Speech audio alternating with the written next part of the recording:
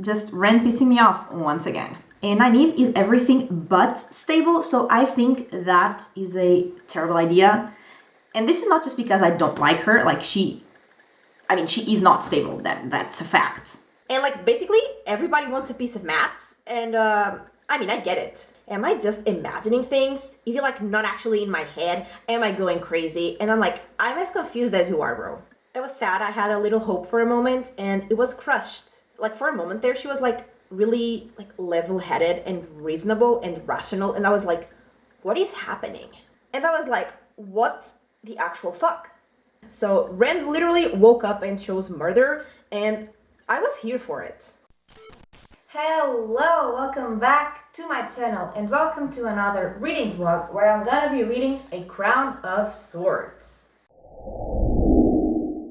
So, A Crown of Swords is book 7 in the Wheel of Time series, which is an epic fantasy series, and I have reading vlogs up in my channel for the 6 previous books, and I am going to link the playlist in the description and also up there. So if you haven't checked them out, you probably should before you watch this video. Also, the books were like really going uphill all the way until book 5, and then book 6 just like I didn't really like it as much. So I was like excited but concerned going into this book. Anyway, having said that, there are definitely spoilers in this reading vlog for what happens in this book and also previous books in the series. And yeah, let's just get into it.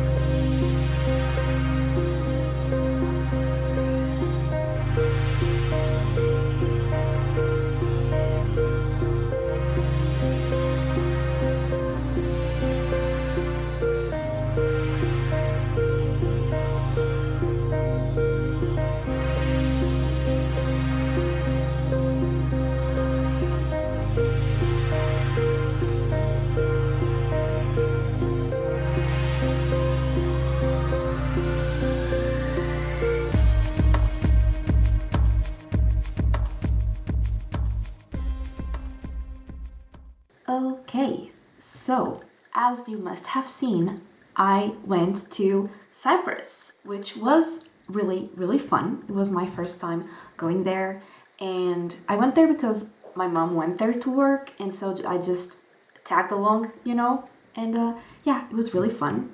It was really hot, but also we went to the beach one day and the water was so warm, because here the water is so goddamn cold. And yeah, I never go into the sea because like it's so cold that my bones hurt. And I'm not being overly dramatic, which I usually am, but in this case I am not, like that actually happens. So I just don't go into the sea.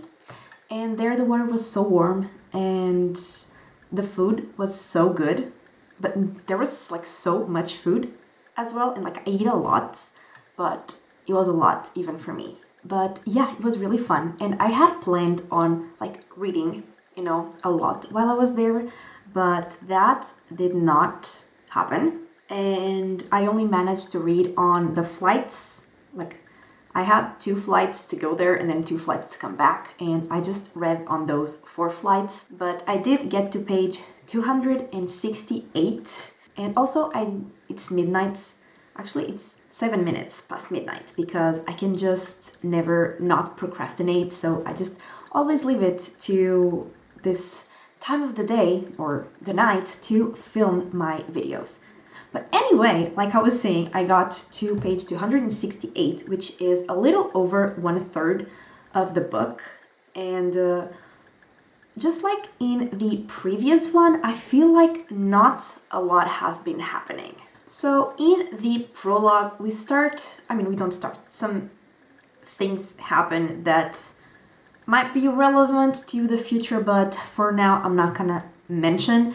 But Savannah, who is Kaladin's widow.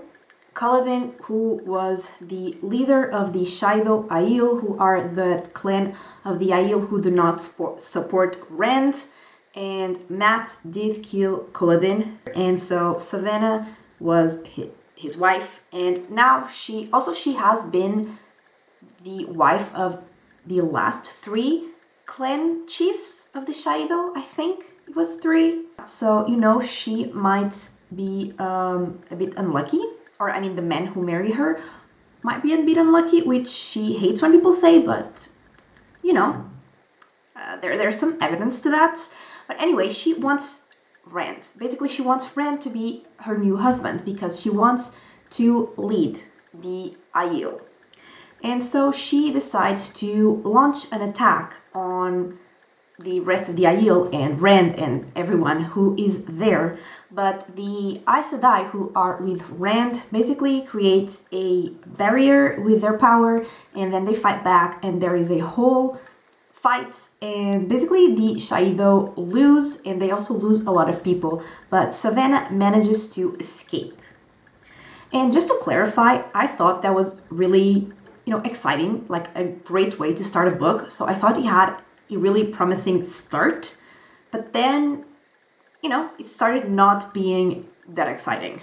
Also, still in the prologue, and I don't know if this is a new information or I just forgot, because there are so many characters, and actually a lot of them have similar names, which I don't think is the case of this particular character, but just a thing in general. Some of the characters have very similar names, and so we either learn or are reminded that Alviaran, who is the keeper, which is basically the second in command, I don't know if that's the right term, but whatever, like the Amerlin is the leader of the Aes Sedai and the keeper is the second.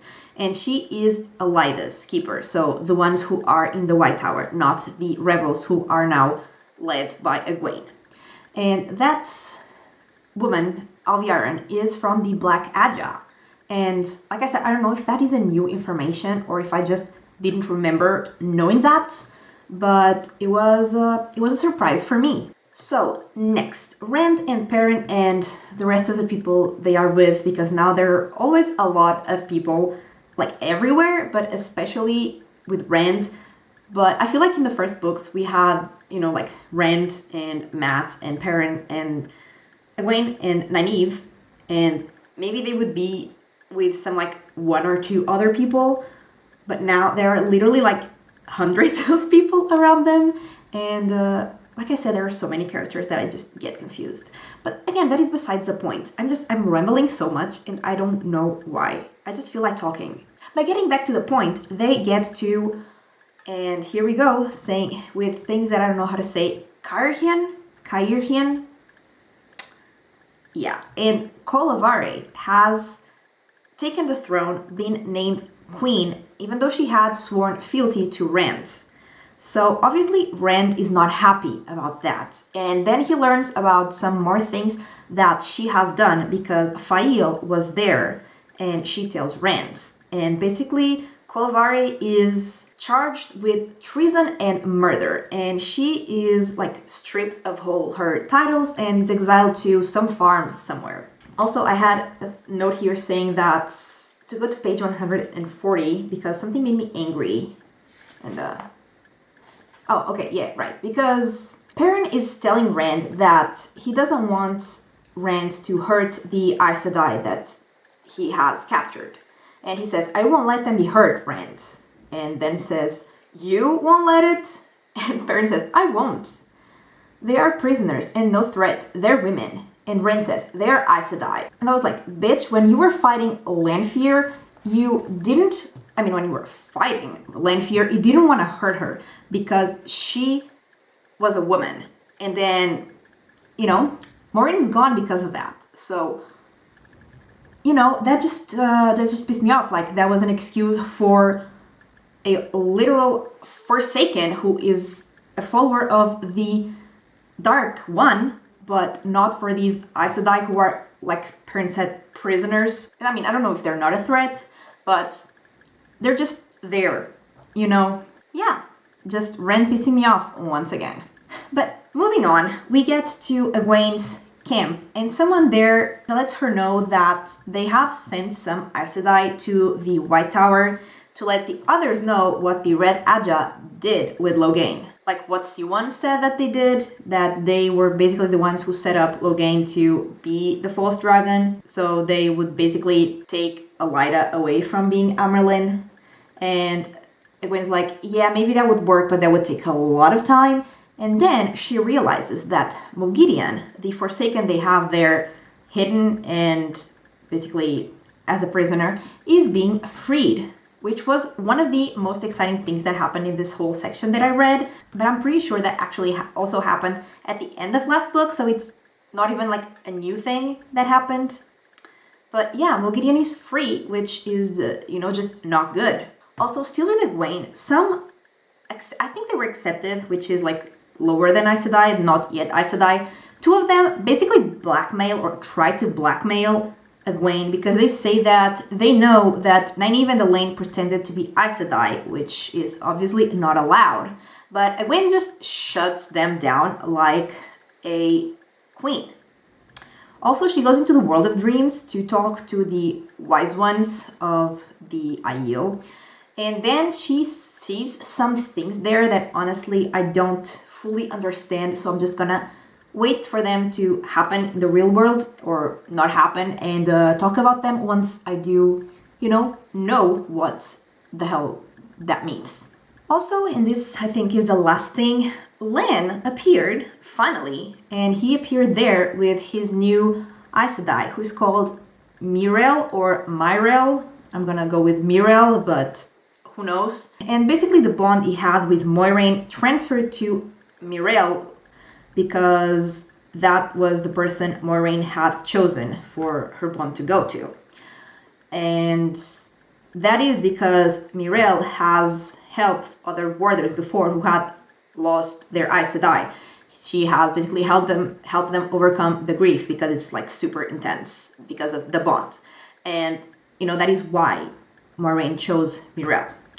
But Egwene is not happy with that, and I understand he was bound to her kind of against his will, he didn't have a choice. So I understand that point, but also she wants him to go to Nynaeve, which I think is a terrible idea because, like I said, he's going through a lot of terrible grief, and he probably needs someone, stable to help him. And Nynaeve is everything but stable, so I think that is a terrible idea.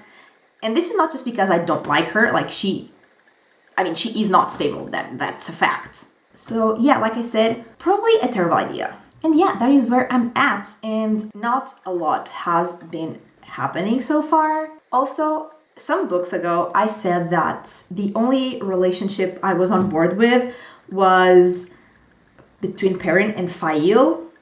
I thought they were really cute and they worked together, and now I'm just like, no, because every time they're together, either she's really jealous with absolutely no reason. She pisses me off and I'm really not digging their relationship, so I take everything good I said about them back.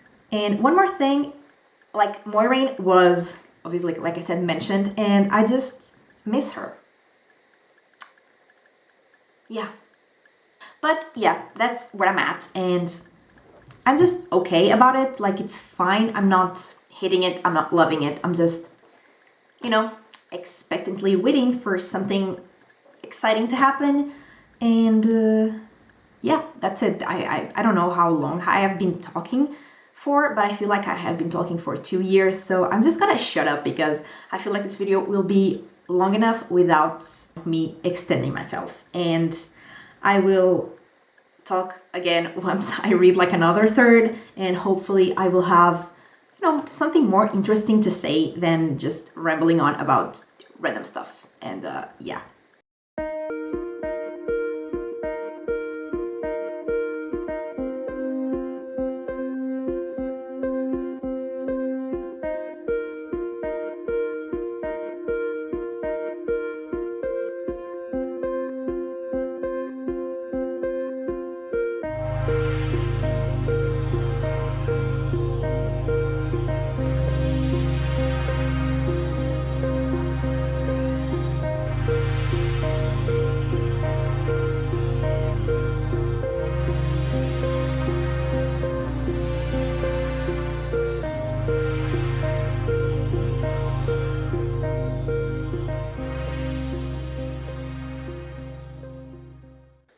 Okay, so I am on page 484, and Nynaeve, Evienda, and Elaine go into one of the ships of the Sea Folk, and they have two reasons for that. Firstly, they want to ask them how they plan on helping Rand, because Rand for the Sea Folk is the Cormor, which is basically the like Dragon Reborn for other people, and the Karkan for the Aiel. Like it's the same person, the same legend. It's not like the same legend. They all have different things for their own people that would come out of that person, but like it's the same person, like it's friends. And so yeah, they ask the Sea Folk how they intend on helping Rand, and also they want help themselves to find the Bowl of the Winds.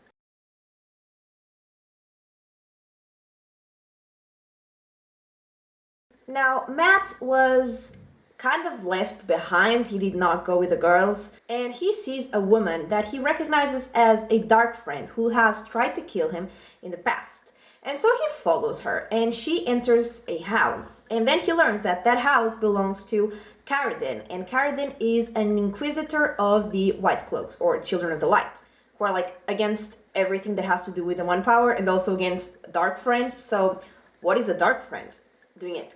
The Inquisitor of the White Cloaks house, that's what he's wondering.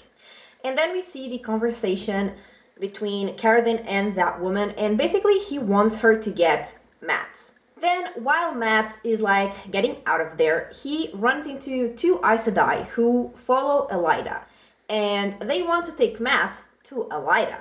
But before they can do anything, another girl gets there, and she tells Matt that the Queen, Tylin, wants to talk to Matt too. And then, he goes because he obviously doesn't want to be taken by the Aes Sedai, and he goes to talk to the Queen, and then she aggressively starts like flirting with Matt, and he was just like, what the hell is happening? And like basically everybody wants a piece of Matt, and I get it. Also, that hasn't really been relevant to the plot so far, but we got some scenes like in a tavern or something with Matt and Brigitte, and they are the duo I didn't know I needed. I just love them. Those were some really funny scenes, and I had no idea they would be such a great duo, but they are. Now, Nynaeve and Elaine and Avienda get back to land, and Nynaeve basically wants to ask a group of women who can channel and who are like call themselves the kin, or people call them the kin, I don't know. She wants those women to help her and Elaine to find the Bowl of the Winds, because she's sure that if there is a group of women who can channel like in that town, and the Bowl of the Winds is also in that town, they know where it is. So she wants to ask for their help, pretend that they are not Aes Sedai, and just lie and get help and find the bowl. But Elaine does not agree with that plan, and so she's just like, I am Elaine, I am the daughter heir of whatever, and I am an Aes Sedai, and she just tells them everything that she is, and they are not happy because they kind of don't believe that she's an Aes Sedai, and also they're like, yeah, they just won't help them after she revealed who she was. So, that happened. Also, Mogideon, after she was, taken away from Egwene's camp, she is taken to like a place where she can talk to the Dark One, and the Dark One just basically like humbles her down, which, was fun, but also I obviously don't like the Dark One, so yeah. So now back to Rand, an Aes Sedai called Katswan. She talks to him, and she is telling him about like the madness that gets to the man who can channel, and she starts telling him that, those men start hearing voices, and she's like, do you hear voices? And Rand's like, voices? No, of course not. Even though we know that he's been talking to Louis Theron, and then he like tries to reach out to Louis Theron, but he doesn't answer. So he's like, am I just imagining things? Is he like not actually in my head? Am I going crazy? And I'm like, I'm as confused as you are, bro. And then we got to see a bit of his relationship with Min, which was just so cringy. and awkward, and I'm not into it. But I also don't like any of his relationships. So, you know, honestly, like, I don't like any of the relationships in the book anymore.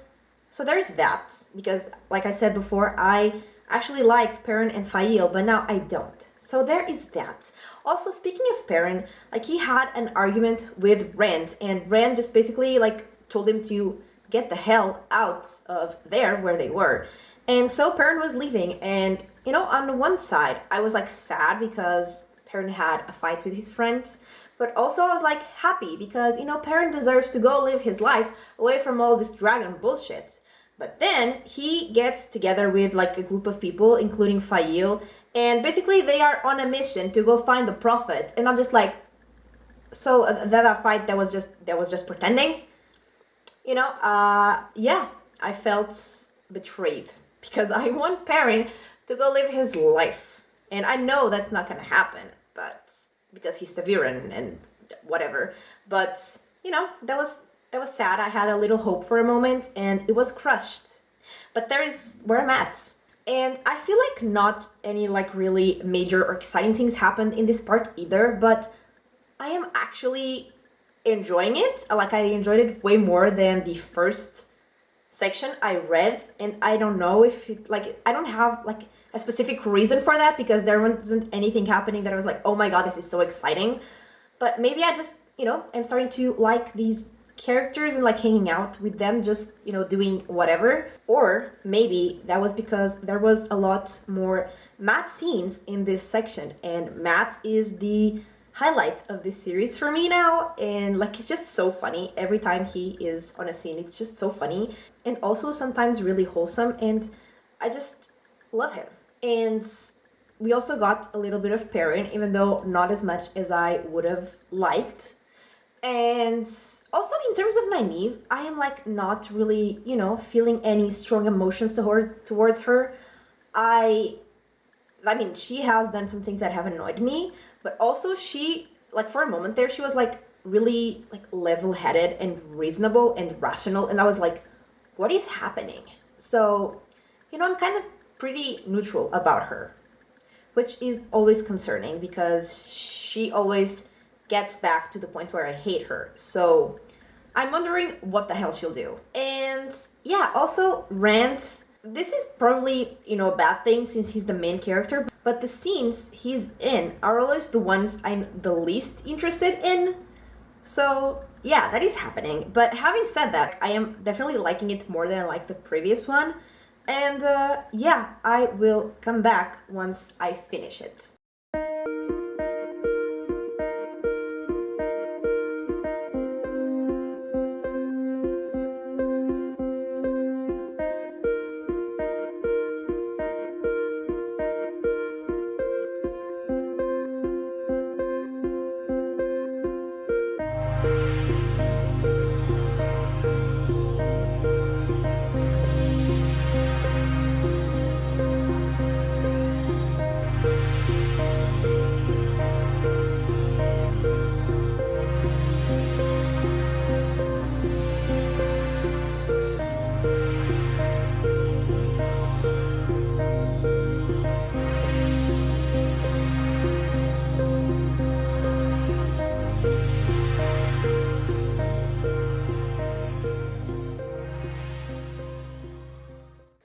Okay, so I have finished the book, and Nynaeve is on a ship, and Mogideon gets somewhere close to there, and she uses a balefire, and basically that gets Nynaeve in danger, and you know, she is struggling to survive, and for the first time she is able to use her power without being angry, because before she could only channel when she was angry. So her block is gone, and then she is helped by a group of men, including Lan. And Lan tells her about his bond to Mirel, and, like, why it happened, how it happened, and also that Egwene sent him there to be with her, and all of that. And she just, like, repeatedly slaps him. And I was like, what the actual fuck? First of all, the bond was not his choice. Second of all, even if it had been his choice, what the actual fuck? So, remember when I said that I was neutral about Nynaeve? And I was worried because that meant that she was gonna do something to make me hate her again? She did it. Also, she decided that they were gonna get married that day. And, what does Lan see in her? Because he seems like a cool, decent guy. So, what does he see in her? I don't get it. Anyway, she gets back to land with Lan and she reunites with the others and they manage to find the Bowl of the Winds. And so they want to test it before they leave that city. But then, they realize that they need to leave because they are kind of in danger. And we get the description of a creature on page, let me check my notes, on page 660. And it says, Golem, or Golam, were created in the middle of the War of the Power during the Age of Legends. They were made to assassinate Aes Sedai, no other reason, to kill people who could channel. The one power won't help you. The power won't touch a golem. In fact, they can sense the ability to channel if they're within, say, 50 paces of you.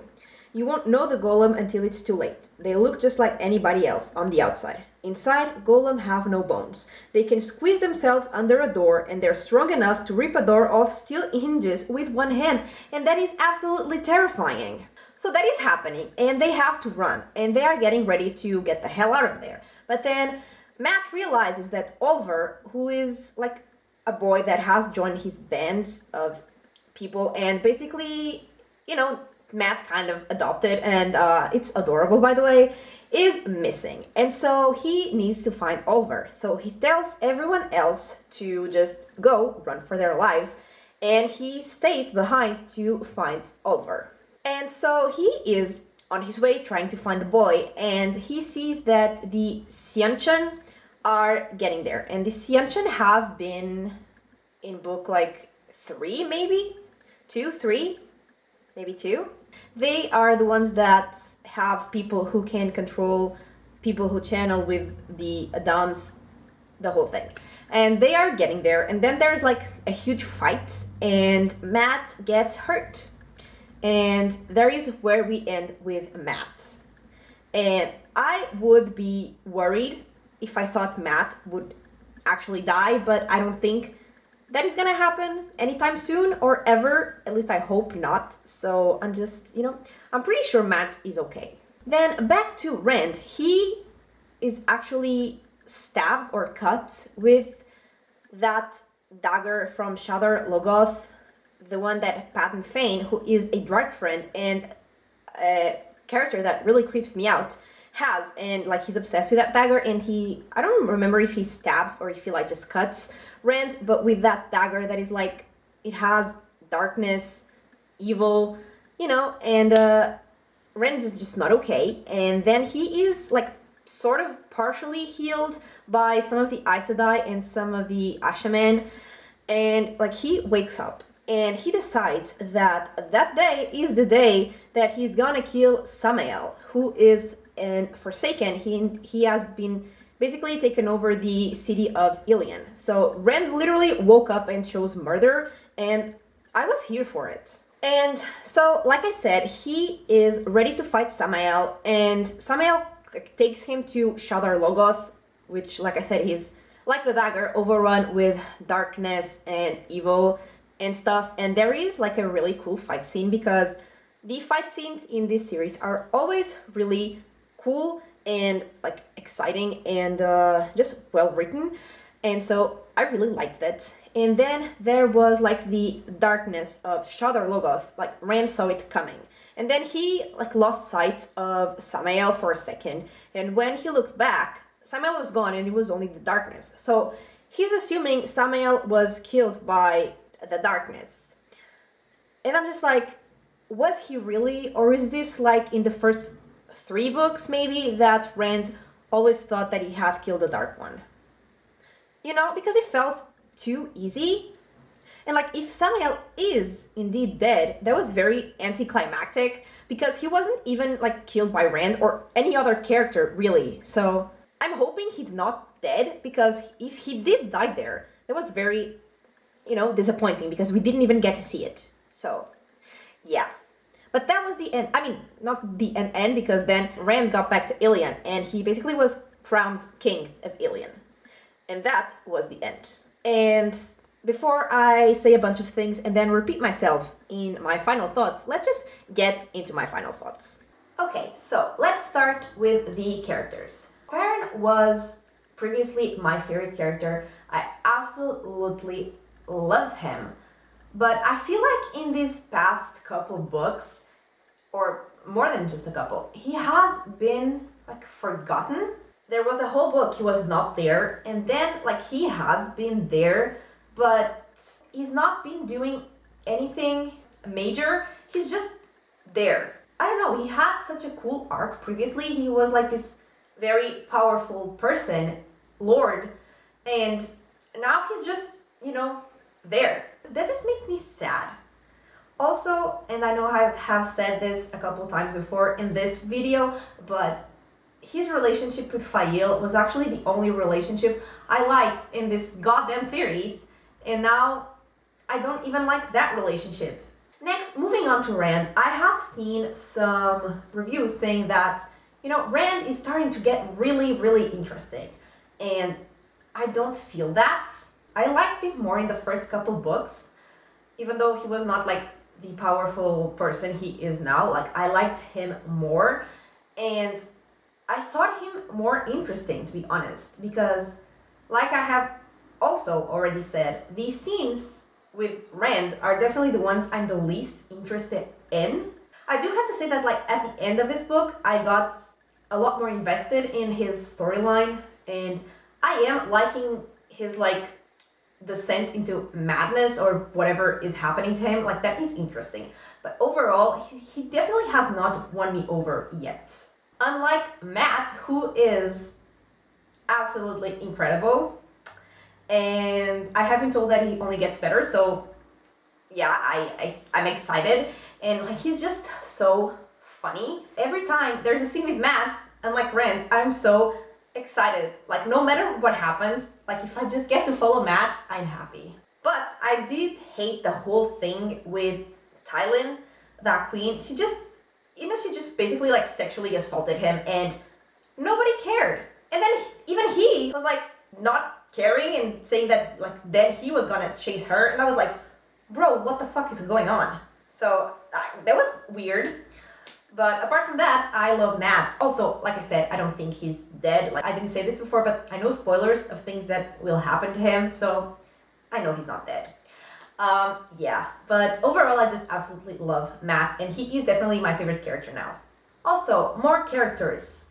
So we got Len back, and I was hoping to get, more from him than just being slapped repeatedly by Nynaeve and then marrying her, because what was that about? And speaking of Nynaeve, I definitely still hate her. That has been going on since book 1, and yep, it's still happening. Also, we got to see the golems at the end of the book. I mean, one golem at the end of the book, which was, like, he is terrifying. Like, the description of golems I read is pretty scary. So, I hope that golem comes back and it was just not a random creature that was thrown in this book, because I like that. It's pretty creepy, scary, terrifying, and I want more of that. Now, Egwene, in the beginning of the book, she had some like pretty cool moments where she was like a boss, which, now that I like her, I love that. But also I definitely wanted more from her, because then she kind of disappeared. And I feel like this happens with this series a lot. Like, these books are so long, and yet there are always characters who seem to be left behind, like forgotten. Like I said before, like Perrin. He's just, not doing anything. And Loyal, who was a character that I absolutely love in the first couple books, he was just, he still is like adorable and the most precious creature ever. But, he's also like just there, not doing anything. And I want more of Loyal, and like I said, also Lan is just there. And yeah, how can these books be so long and yet not have some of the main characters doing something? I don't understand. So like, even though I enjoyed this book, there are definitely like some of those things that bother me, and like especially in this book and in the previous book, that, like I said before, not a lot of major events, exciting things happened. It was like a lot slower. Like they are still so long and they are like slower. You know, why couldn't you replace some of those slow parts with something with my favorite characters, you know? Also, I know that probably something important to the overall story is happening and I'm just not understanding because I don't know most of what's gonna happen. So, like, I know that, but at the same time, it increases my enjoyment of the book. That's all I'm saying. But having said all that, like with the criticism, I am like still obviously overall really enjoying the plot of the series, and I am obviously not gonna stop reading this because I know a lot of people like give up in these middle books, but I'm not giving up. I am committed and I will finish this series, and I still think I liked it more than the previous book, which I gave 3.5 stars to, but also I don't think it's 4 stars, because like I said, there were some things that bother me, so I never do this, but I think I'm gonna give it 3.75. Also, finishing this book means that I am officially halfway through this series, which is just insane, but yeah, we're here. And yes, this is everything for this week's video. I really hope you enjoyed it, and if you did, give it a like and subscribe, and I will talk to you next time. Bye!